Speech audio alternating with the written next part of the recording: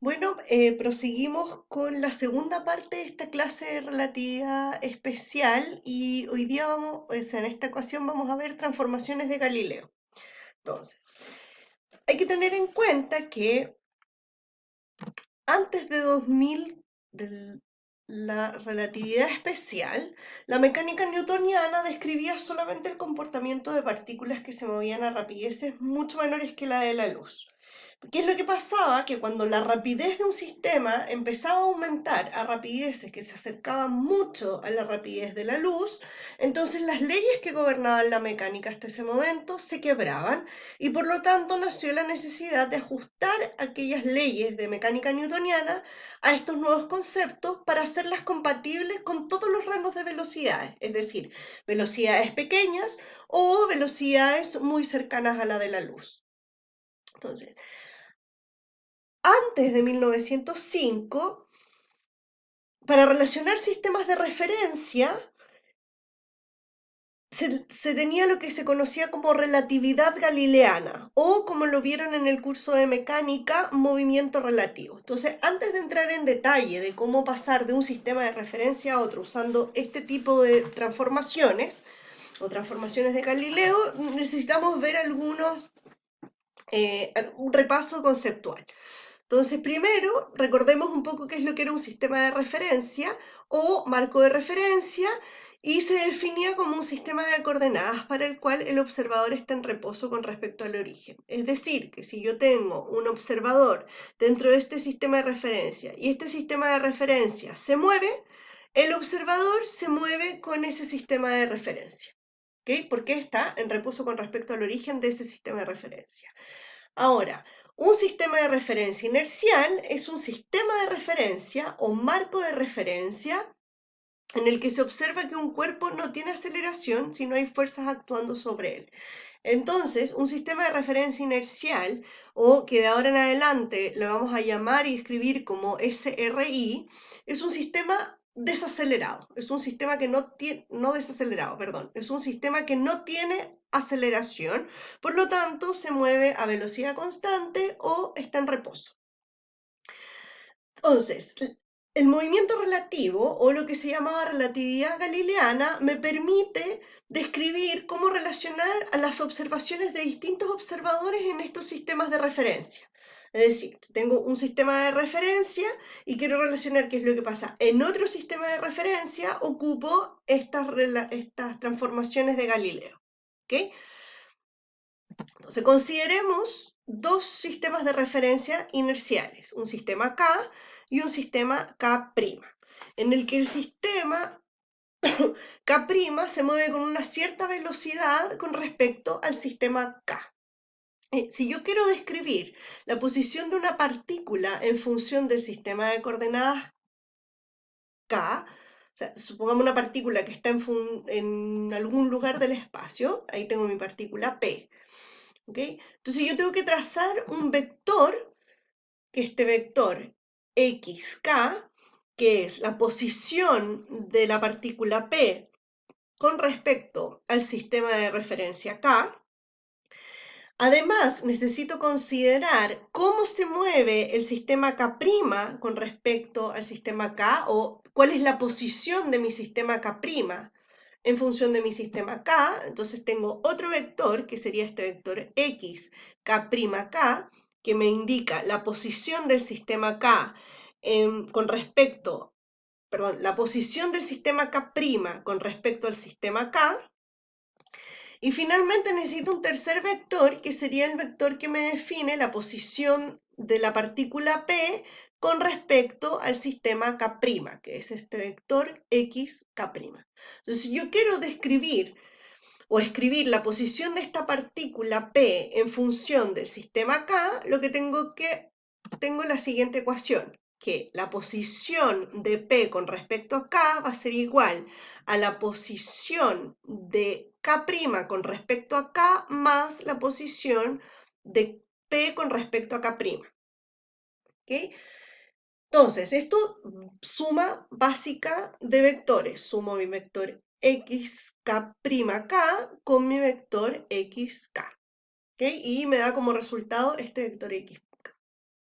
Si ahora yo quiero escribir esta misma ecuación, pero en función de qué es lo que pasa con el sistema K', lo que tengo es que despejando el sistema me queda que la posición de P con respecto a K' va a ser igual a la posición de P con respecto al sistema K menos la posición del sistema K' con respecto al sistema K.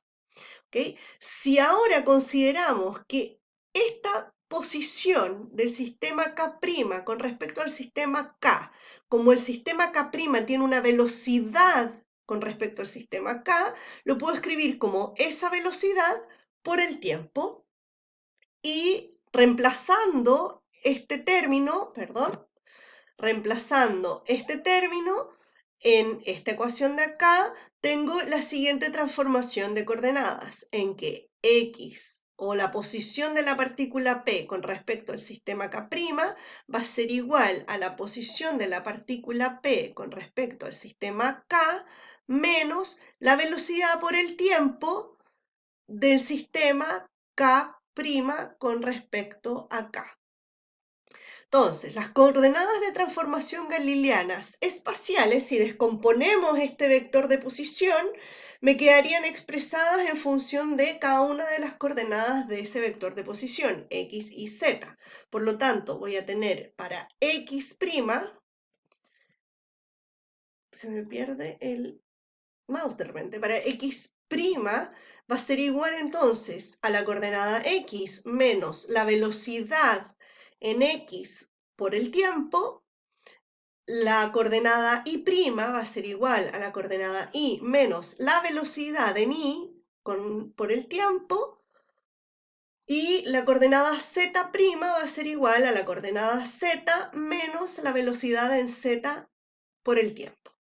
Ahora, un detalle importante que hay que tener en consideración, y es que en la mecánica newtoniana el tiempo es una cantidad absoluta, ¿vale? Y el tiempo y el espacio son independientes, pero más importante es que el tiempo es una cantidad absoluta. Es decir, si yo mido el tiempo en el sistema K y mido el tiempo en el sistema K', esos intervalos de tiempo van a ser los mismos, van a ser equivalentes. Por lo tanto, la coordenada temporal me queda como T' es igual a T. ¿Por qué? Porque los intervalos de tiempo medidos en ambos sistemas de referencia son iguales. Entonces, las transformaciones de Galileo las podemos escribir como este conjunto de ecuaciones que está aquí, para cada una de las coordenadas espaciales y para el tiempo independiente de estas coordenadas espaciales, ¿vale? Entonces, las transformaciones de Galileo tienen algunas consecuencias, y estas consecuencias son que algunas cantidades se mantienen invariantes bajo estas transformaciones. Es decir, si yo paso de un sistema de referencia a otro, hay cantidades que no cambian. Eso es lo que quiere decir que una cantidad se mantenga invariante. Es decir, de que al ir de un sistema de coordenadas a otro o hacer una cierta transformación, esa cantidad no cambia, se queda igual. Entonces, un elemento de longitud o un delta X va a ser invariante bajo transformaciones galileanas. Entonces, veamos como ejemplo, definamos un elemento K, en el sistema K', un elemento con una posición final x'f y una posición inicial x', y al que voy a definir como delta x'. Va a ser mi variación de posición entre un punto y el otro, y va a ser este elemento de longitud. Si yo reemplazo, usando la transformación de Galileo, la coordenada final en este sistema de referencia primado, entonces voy a tener que la x' final se puede escribir como x final menos la velocidad del sistema K' con respecto al sistema K por el tiempo, menos lo mismo para la posición inicial de ese elemento de longitud, x', y se puede escribir haciendo la transformación de Galileo como xy menos b por t, donde b sería la velocidad del sistema K' con respecto al sistema K. Ahora, si yo despejo esta ecuación, voy a tener que xf menos bt menos xy más bt, estas bt se me van, y me va a quedar que delta x' se puede escribir como la posición final menos la posición inicial, que equivaldría a este elemento de longitud, a este delta x de acá, y que sería igual al delta x de este sistema de referencia. Es decir, que un elemento de longitud, al ir de un sistema de referencia a otro sistema de referencia, se mantiene invariante bajo transformaciones de Galileo. Es decir, que vale lo mismo esa distancia en un sistema de referencia que en el otro sistema de referencia.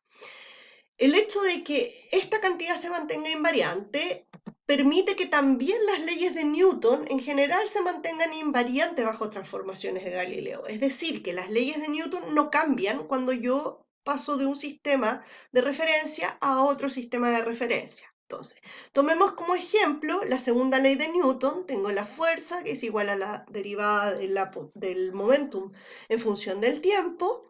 ¿Vale? Descompongo la expresión del momentum y considero que la variación de la masa de mi sistema es igual a 0, entonces me quedo con la expresión típica de la segunda ley de Newton, que es la masa por la aceleración, y vamos a cambiar la notación a notación de punto, es decir, la derivada de una cantidad en función del tiempo le vamos a llamar punto, le vamos a poner un punto, es decir, la derivada del momentum en función del tiempo va a ser igual a p punto, y en el caso de una segunda derivada va a ser igual a 2 puntos, es decir, la derivada de la posición en función del tiempo va a ser igual a 2 puntos, ¿ok? Entonces de aquí en adelante vamos a usar la notación de punto para referirnos a derivadas. O sea, la primera derivada es un punto, la segunda derivada, 2 puntos. ¿Okay? Me parece que la usaron ya en mecánica, así que no es nada muy bueno, no es nada muy nuevo que estén viendo. Entonces, ¿qué es lo que pasa? Si yo estudio qué es lo que pasa con la fuerza o la segunda ley de Newton, voy a tener que F' de I va a ser igual a la masa, que es la misma en los dos sistemas de referencia, por la aceleración del sistema. ¿Ok? Si la variación de posición es una cantidad que se mantiene invariante, como vimos en la diapositiva anterior, entonces la derivada de esa cantidad también se va a mantener invariante. ¿Ok?